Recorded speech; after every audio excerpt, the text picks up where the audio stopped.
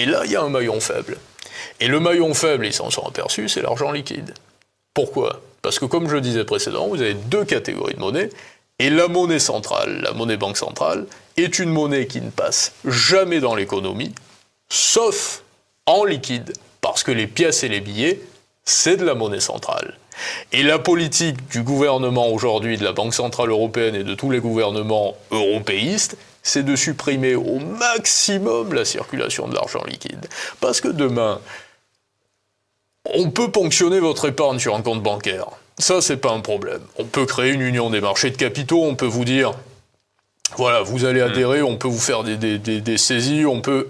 Par contre, si vous avez chez vous, sous votre matelas ou dans un coffre, de la monnaie banque centrale qui a été imprimée, voilà, mais qui est de la monnaie banque centrale, celle-là, on ne peut pas l'effacer.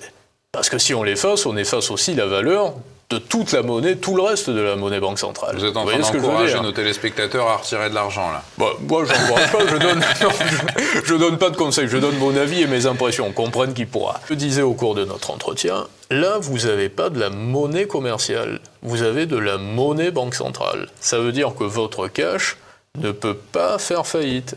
Sauf si la Banque centrale fait faillite. Ça veut dire que si vous avez 40 000 euros sur votre compte à la BNP ou à la Société Générale, la Société Générale est obligée de se soumettre aux réserves prudentielles qui seraient augmentées, par exemple, par la Banque centrale ou à l'Eurosystème qui fait un plan des marchés de capitaux, de l'Union des marchés de capitaux.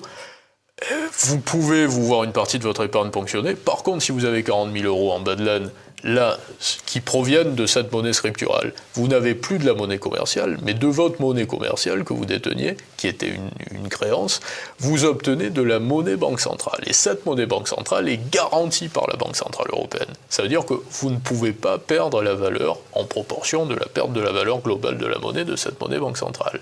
Donc, dans l'absolu, je veux dire, si vous avez beaucoup d'argent, vraiment, généralement, vous avez déjà des plans. Par contre, si vous avez peu d'argent, avoir du cash, c'est pas une mauvaise idée.